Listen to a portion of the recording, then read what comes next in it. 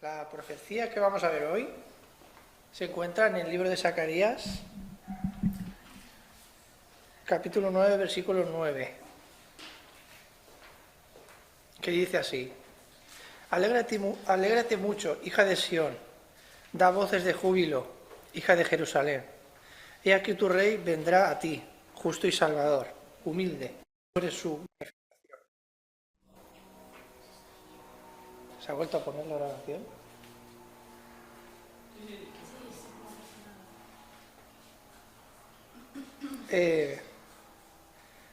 Su cumplimiento literal de esta profecía ocurrió siglos después, cuando Jesús entró en Jerusalén poco antes de su crucifixión, ¿no?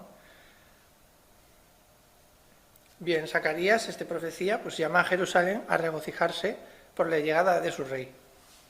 Pero este no es un rey cualquiera, sino que es justo. El Mesías es perfectamente recto y sin pecado, y esto lo podemos ver en el libro de Hebreos, capítulo 4, versículo 15. Es Salvador, no viene a condenarnos, sino que viene a salvar a su pueblo. Y eso está en Lucas, capítulo 19, versículo 10. Y por último, es humilde. A diferencia de los reyes terrenales que conocemos en la actualidad incluso, ¿no? En aquel momento entraban con carros y caballos de guerra por todo lo alto, ¿no? Pero, sin embargo, él entra montado en un asno, lo cual esto es un símbolo de paz y mansedumbre. Esto nos revela el corazón de Cristo, un rey que sirve, que ama y que da su vida por los suyos, por sus discípulos. Este pasaje, esta profecía, se cumple literalmente en el Evangelio de Mateo, en el libro de Mateo, en el capítulo 21, versículos 4 y 5. Precisamente durante la entrada de Jesús en Jerusalén, precisamente en Domingo de Ramos. Y dice así: todo esto aconteció para que se cumpliese lo dicho por el profeta Zacarías, cuando dijo: decida la hija de Sión, he aquí, tu rey viene a ti, manso y sentado sobre una asna, sobre un pollino, hijo de animal de carga. Jesús ordena entonces que le traigan un asno y entra en Jerusalén, exactamente como lo había profetizado Zacarías. En ese momento el pueblo lo recibe con palmas, gritando: Hosana al hijo de David. Podemos ver. La palabra Hosana tiene origen hebreo, viene del hebreo obviamente, y está constituida de dos palabras, es una frase. Hosana, que significa sálvanos, por favor. De aquí que quiera decir que estén reconociendo que es el Mesías, ¿no? Porque el Mesías venía a salvarnos. Sin embargo, muchos esperaban un rey político, militar, que entrara por todo lo alto, no un rey humilde que iba a venir a morir. Por esto, aunque un día lo aclamaron y lo acogieron, lo alabaron, poco después lo rechazaron.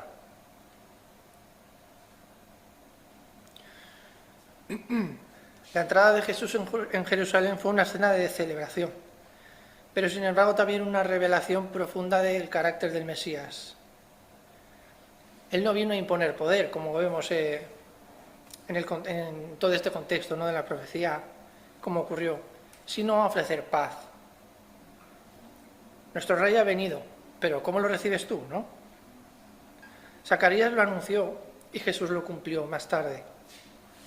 Por lo que no hay duda, Él es el Mesías. Vino como justicia, salvación y humildad. Qué contraste, ¿no? Menudo contraste.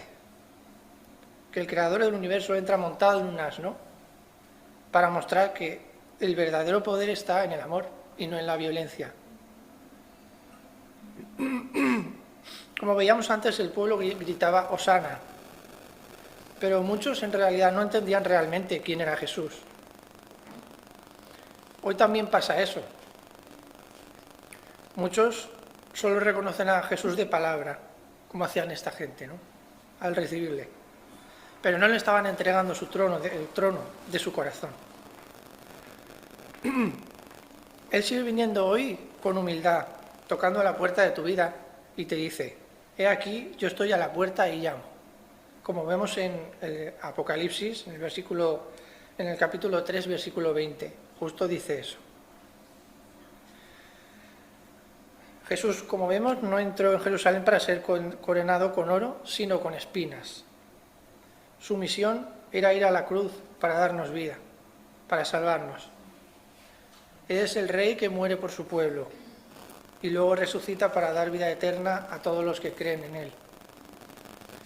No es un Rey lejano, sino que es un Rey cercano, humilde, justo y salvador. Y viene a ti, hoy viene a ti, así que no lo rechaces. Recibámoslo. Vamos a orar por ello. Vamos a orar porque tú eres el Rey prometido. Señor, tú eres el Rey prometido, justo y salvador. Gracias, Señor. Queremos darte gracias por tu humildad, Señor, por tu amor y por venir a nosotros como lo hiciste y como lo haces, con gracia, no con imposición, con amor, con humildad. Hoy te abrimos, Señor, nuestro corazón. Te reconocemos como nuestro Rey, Señor. Y te pedimos que tú tomes el trono de nuestras vidas. Enséñanos a vivir con humildad, Señor, con justicia y en obediencia a ti. En tu nombre, Señor, en nombre de Jesucristo. Amén. Amén.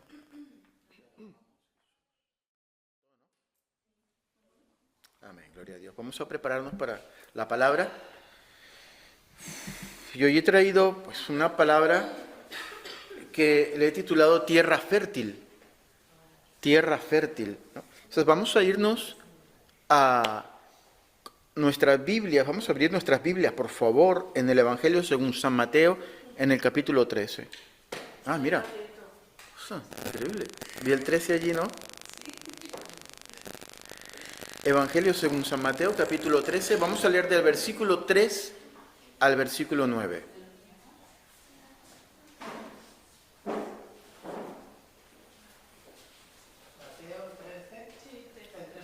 Del 3 al 9, sí. Mateo 13, del 3 al 9. Dice la palabra de la siguiente manera: y les habló muchas cosas por parábolas, diciendo: he aquí, el sembrador salió a sembrar, y mientras sembraba, parte de la semilla cayó junto al camino, y vinieron las aves y la comieron. Parte cayó en pedregales, donde no había mucha tierra, y brotó pronto porque no tenía profundidad de tierra. Pero salido el sol, se quemó porque no tenía raíz, se secó. Y parte cayó entre espinos, y los espinos crecieron y la ahogaron. Pero parte cayó en buena tierra y dio fruto, cuál a 100, cuál a 60 y cuál a 30 por uno. El que tiene oídos para oír, oiga.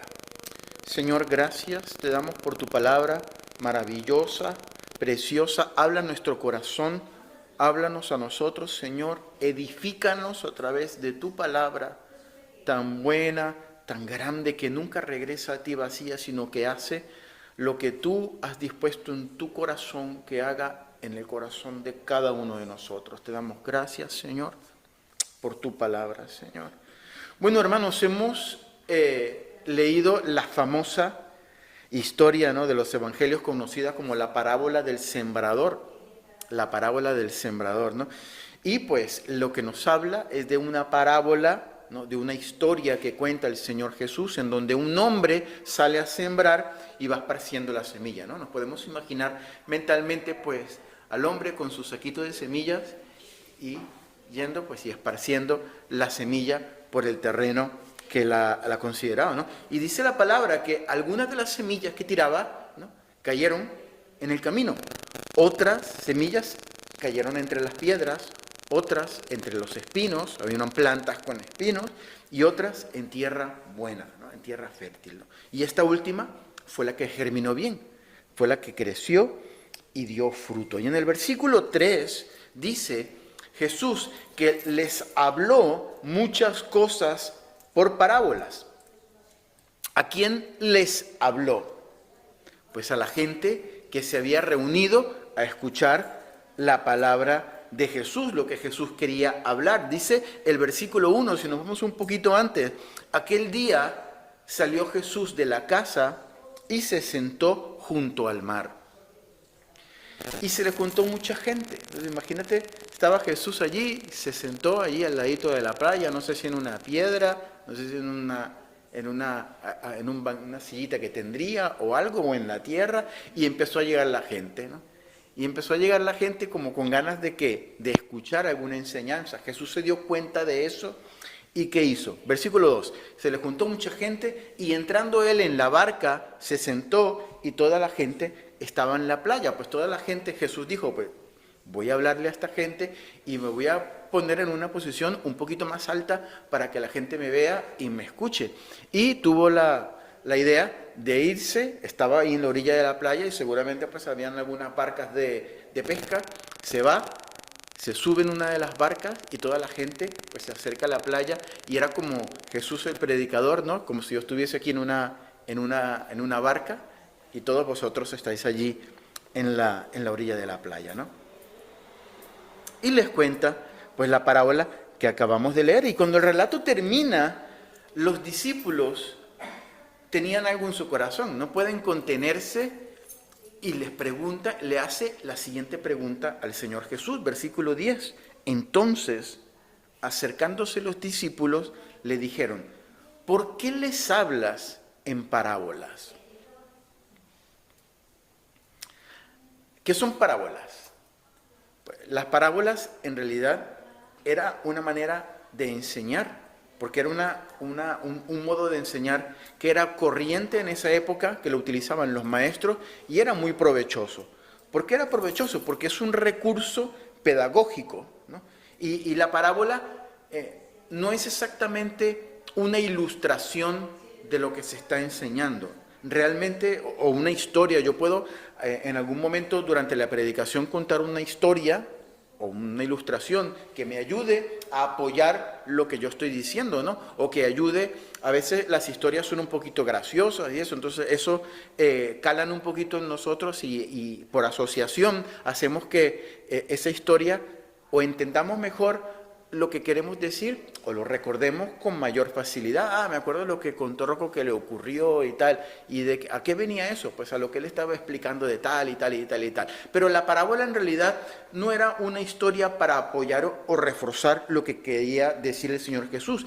Más bien, la parábola es una historia que contenía dentro de la misma historia en sí la verdad que el Señor Jesús quería transmitir, o el mensaje que el Maestro quería transmitir, ¿no? Y otra de las cosas importantes que tenían las parábolas como recurso literario es que la parábola echa mano de elementos que son familiares para la persona que está escuchando. Incorpora pues estos elementos que son familiares, ¿no? Por ejemplo, voy a contar una historia que no es una parábola, pero que ilustra lo que quiero decir con elementos familiares. Todos conocéis a Albert Einstein, ¿no? Este es el famoso físico que, entre otras cosas, pues, postuló la teoría de la relatividad y esas cosas, ¿no? Entonces, cuenta la historia, no sé si será verdad, pero es una historia que está por allí, que un día, pues, había un reportero que lo estaba entrevistando. Y la teoría de la relatividad, pues una teoría que no todos la manejamos, ¿no? Y el reportero le pregunta a Albert Einstein, señor Einstein, ¿usted podría ser tan amable, ya que usted es muy inteligente, explicarnos la teoría de la relatividad, pero con palabras que todos lo podamos entender? Entonces, Albert Einstein dijo, ¿y tú podrías explicarme? Yo en mi vida he visto un huevo, en mi vida he visto la sal, en mi vida he visto el aceite, ni sé lo que es, ni sé lo que es una sartén, ni sé lo que es el fuego. Entonces, claro, ahí es un poco más complicado, ¿no? para poder entender lo que le estaba queriendo decir Einstein, es que para poder entender la teoría de la relatividad, pues hay que tener cierto trasfondo, ¿no? Cierto estudio en física y conocer conceptos y conocer elementos para poder entenderlo de manera más fácil y de manera más sencilla, ¿no? Y para aprender algo tan complicado, pues hace falta estos términos, estos conceptos, ¿no? Entonces, las parábolas, al utilizar el ser como un recurso pedagógico definitivamente de valor. Pero aún así, las parábolas eran una historia, no eran exactamente una enseñanza directa, ¿no? Porque el Señor Jesús podía haber dicho, pues, yo quiero enseñarte esto y esto es así y así y así, ¿no? Pero lo metía dentro de una parábola y los discípulos dijeron, sí, ok, sí, las parábolas tienen elementos que entendemos, sí, si nos sentamos un poquito y le damos una vuelta, entendemos qué es lo que nos quiere decir, pero ¿por qué tú lo enseñas con parábolas y por qué no haces la enseñanza directamente? Yo creo que los discípulos querían saber por qué el Señor maquillaba un poquito el mensaje o lo metía dentro de las parábolas, ¿no? En vez de decir las verdades de Dios directamente. Versículo 11. ¿Qué le responde Jesús? Él respondiendo les dijo, porque a vosotros os es dado saber los misterios del reino de los cielos, mas a ellos, refiriéndose a la gente, no les es dado. Porque a cualquiera que tiene, y fíjate con lo que sale el Señor Jesús, es algo interesante, porque a cualquiera que tiene se le dará y tendrá más, pero al que no tiene, aún lo que tiene le será quitado. Por eso les hablo por parábolas, porque viendo no ven, y oyendo no oyen ni entienden, de manera que se cumple en ellos la profecía de Isaías que dijo, de oído oiréis y no entenderéis, y viendo veréis y no percibiréis, porque el corazón de este pueblo se ha engrosado, y con los oídos oyen pesadamente, y han cerrado sus ojos para que no vean con los ojos, y oigan con los oídos, y con el corazón entiendan y se conviertan, y yo los sane. El Señor no podía sanar porque no se podían convertir, y no se podían convertir porque no entendían con el corazón, y no entendían con el corazón porque no oían con los oídos y no veían con los ojos. ¿Por qué? Porque habían cerrado sus ojos, porque oían pesadamente, cerraron sus ojos, que no se pudiesen convertir y por ende que el Señor no los pudiese sanar. Y dice el versículo 16, pero bienaventurados vuestros ojos. ¿A quiénes está hablando? Pues a sus discípulos, a los que estaban cerca de él. Pero tus ojos, le decía, vuestros ojos son bendecidos, bienaventurados. ¿Por qué? Porque ven.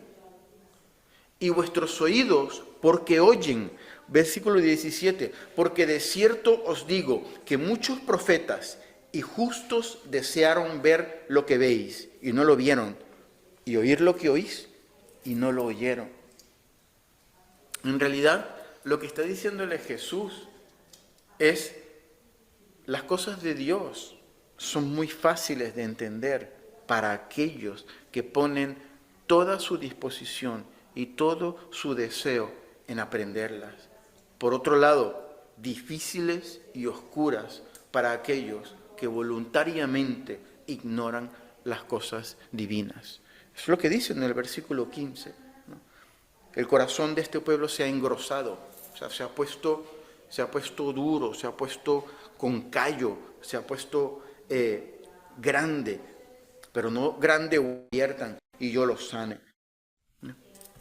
Pero el versículo 16 dice, dichosos los que voluntariamente deseamos ver y oír las cosas de Dios. Yo quiero con todo mi corazón y con toda mi voluntad estar dispuesto a escuchar lo que Dios quiere decir a mi vida. Y abro mi corazón, y abro mis ojos, y abro mis oídos. Y que el Señor nos guarde, queridos hermanos, de cerrarnos y engrosar nuestro corazón para cerrarnos a lo que Dios nos quiere decir, porque es muy sencillo que eso ocurra en nuestra vida. ¿Cuántas veces, en nuestro caso, hermanos, nosotros pensamos que estamos en el grupo? Sí, yo estoy con mi corazón abierto y escucho lo que Dios quiere decir a mi vida, y yo soy así y veo a Dios con los ojos, pero sin querer pasamos esa línea fina que hay y nos pasamos al otro bando, al otro grupo, ¿no? ¿Por qué? Porque hay áreas de nuestras vidas donde no queremos que el Señor se meta, donde no queremos que Dios las toque, y simplemente pues allí hacemos nuestros ojos, cerramos nuestros oídos, y si Dios nos habla a través de su palabra, si Dios nos habla a través del predicador, si Dios nos habla a través de una circunstancia, si Dios nos habla a través de un hermano, pues ahí decimos, no, esto no es para mí, esto yo cierro. Sabemos que esa área pues, nos hace sentir bien, aunque no le agrada al Señor, o sencillamente no sabemos que esa área que estamos nosotros tocando no le agrada a Dios, y tenemos que ser iluminados a través de su palabra.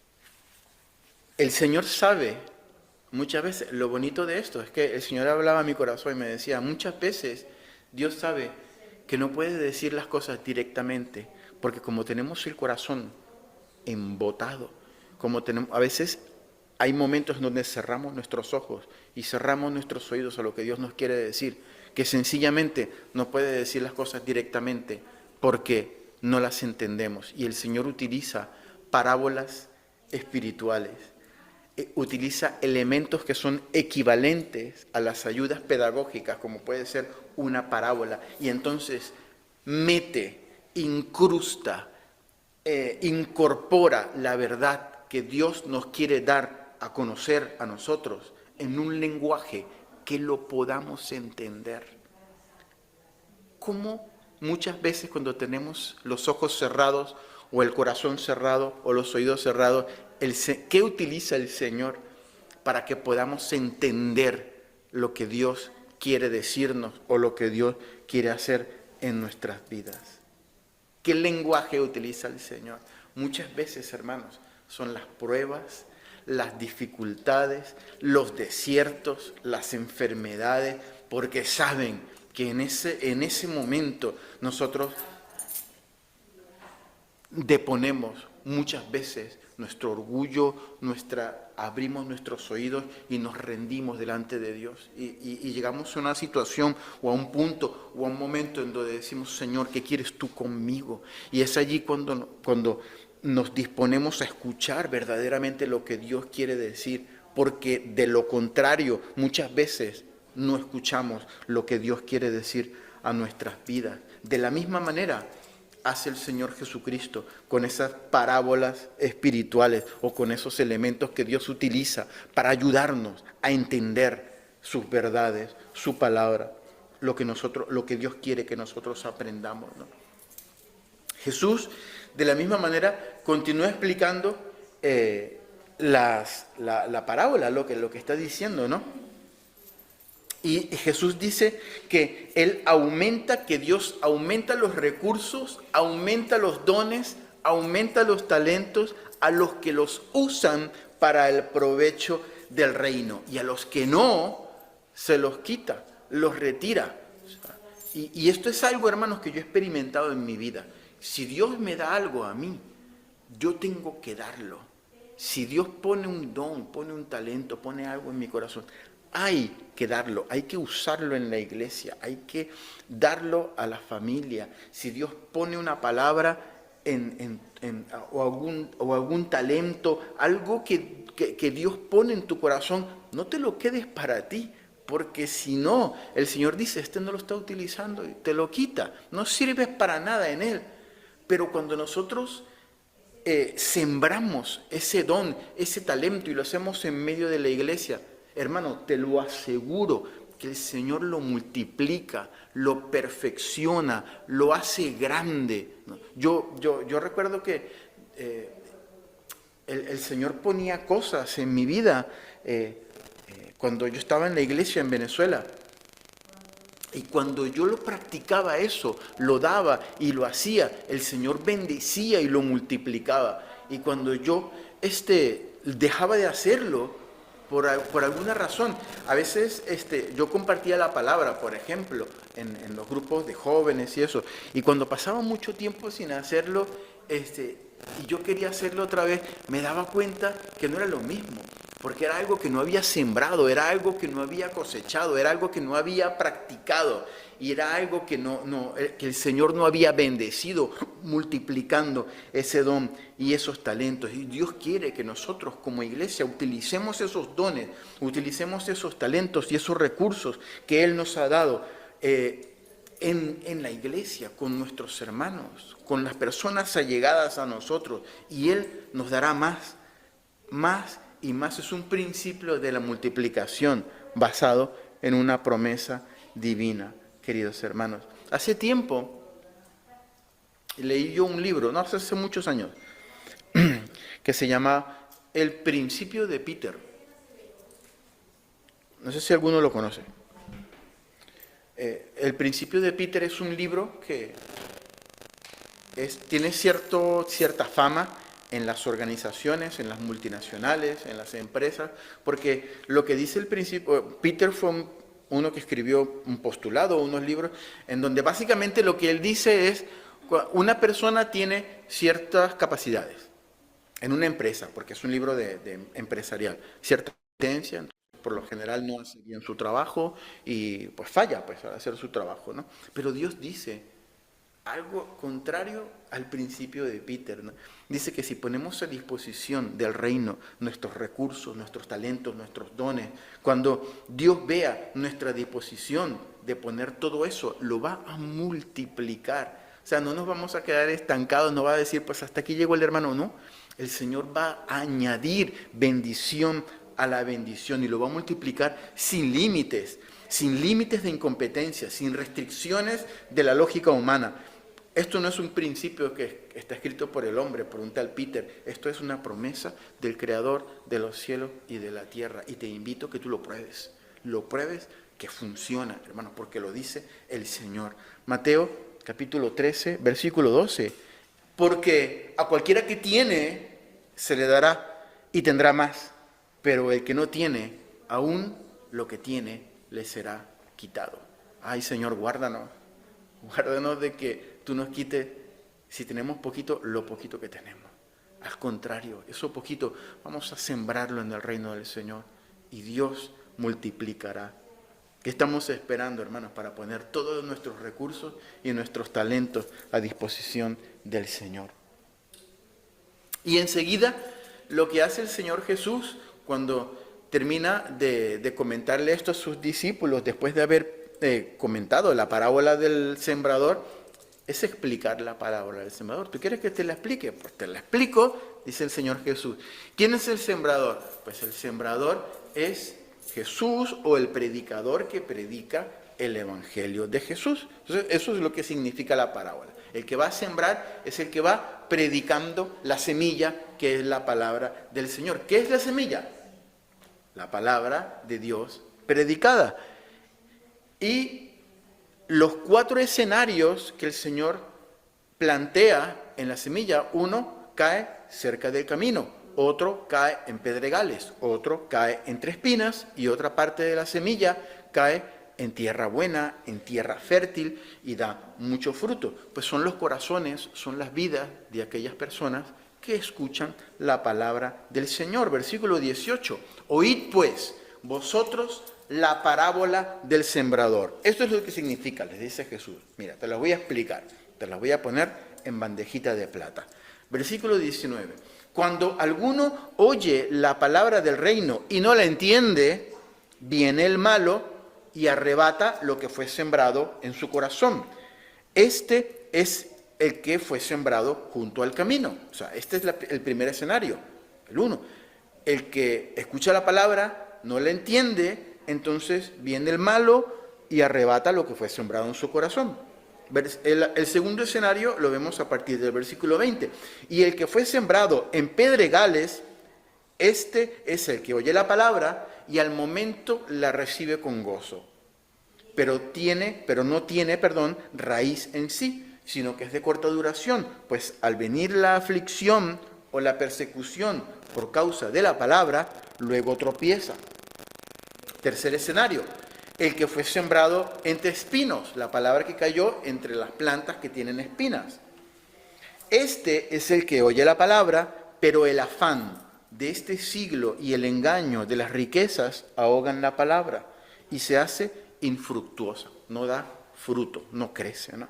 Versículo 23, más, cuarto escenario, el que fue sembrado en buena tierra, este es el que oye y entiende la palabra y da fruto y produce a 100, a 60 y a 30 por uno. Bueno, la parábola no creo que haga falta explicarla mucho porque el Señor Jesús la explica, ¿no? Lo que cae junto al camino representan los que no entienden la palabra, los que sí, o la entienden a su manera o no entienden correctamente la palabra, ¿no? Entonces no llega a penetrar en la tierra porque el camino es tierra dura. Junto al camino la gente pasa, camina, va todo el tiempo aplastando la tierra y se vuelve pues algo duro donde la palabra, la semilla no puede germinar, ¿no? Y hay tantas cosas que han pisoteado el corazón de esa persona, ¿no? Para entender lo que Dios tiene para ellos, ¿no? Y no tienen voluntad de recibir la palabra. Entonces vienen los pájaros, se vuelan la semillita, se la comen porque está allí en la superficie, ¿no? Y los que pasan también la pisan, ¿no? Y después viene el segundo escenario, que es el terreno pedregoso, ¿no? Oyen la palabra, la reciben con alegría, qué bonito que estuvo el sermón, qué bonita que estuvo la palabra, qué bonito que predicó el de YouTube, qué bonito el de tal, qué bonito el de tal, que mira qué bonito que he leído yo la palabra del Señor esta mañana, abrí la Biblia y justo era para mí, entonces, y qué alegría y qué bonito, y son gente que se emociona y hasta llora, pero son superficiales, ¿no? Y aunque lo hagan con un corazón genuino en un inicio, este corazón tiene muchas piedras y no es tierra fértil para que esa palabra dé fruto, ¿no? Entonces no es profundo para que broten buenas raíces. Y al primer problema que viene, pues se apartan de la palabra, ¿no? Yo siempre lo he comentado, muchísimas veces vienen personas a la iglesia y oramos por ellos porque tienen una necesidad, porque tienen una enfermedad, porque necesitan trabajo, necesitan esto, oramos por ellos, el Señor los bendice y nunca más vuelven para la iglesia, ¿no? Reciben la palabra con alegría y cuando reciben la bendición, pues no permiten que esa palabra tenga buenas raíces y que dé buen fruto, ¿no? Al primer problema o a la primera cosa que pasa, se apartan de la palabra. Luego el tercer escenario es la semilla que cae entre los espinos. Las preocupaciones, el mismo Jesús dice, los placeres, las riquezas, ¿no? El afán de este siglo y el engaño de la riqueza ahogan la palabra y la hace infructuosa, ¿no? Aquí vemos un corazón que oye la palabra, que la recibe, que echa raíces, pero que se deja arrastrar por las preocupaciones de la vida, ¿no? Por los placeres o por el engaño de las riquezas, ¿no? La tierra buena, el cuarto escenario, el que oye la palabra y la entiende, este da fruto 30 veces más de lo que se sembró, 60 veces más de lo que se sembró, o incluso 100 veces más de lo que se sembró. De una semilla da 30 árboles, o porque se va multiplicando, o 60 o 100, ¿no? Entonces, yo recuerdo que cuando yo estaba escribiendo esto y yo decía y yo leía, aquí hay 4 escenarios. Si nosotros recordamos un poquito la estadística, lo que estudiamos en el colegio, la estadística dice que si hay 4 escenarios, cada escenario es un 25%, ¿no? Del 100%, ¿no? Y estadísticamente hablando, ¿no? De todos nosotros los que estamos aquí, de todos los que están allí en el Zoom, estadísticamente hablando, solo una cuarta parte de la palabra va a caer en un corazón que lo reciba, que eche raíces, que sea tierra fértil y que dé fruto. Y así yo decía, Señor, pero una cuarta parte. Mi oración, mi deseo es que el Espíritu Santo arrase y destruya la estadística, la matemática, y que todos nosotros podamos recibir una palabra, y esa palabra dé fruto, eche raíces y dé mucho fruto, ¿no? Porque algunos entiendo que comenzarán a escuchar la palabra con alegría, pero a la primera prueba desistirán. Otros se distraerán con los sentimientos egoístas o con los placeres, o se dejan abrumar por las preocupaciones en vez de confiar en Dios. Otros probablemente ni siquiera han puesto atención. No sé si los hermanos del Zoom están prestando atención y no se han dormido.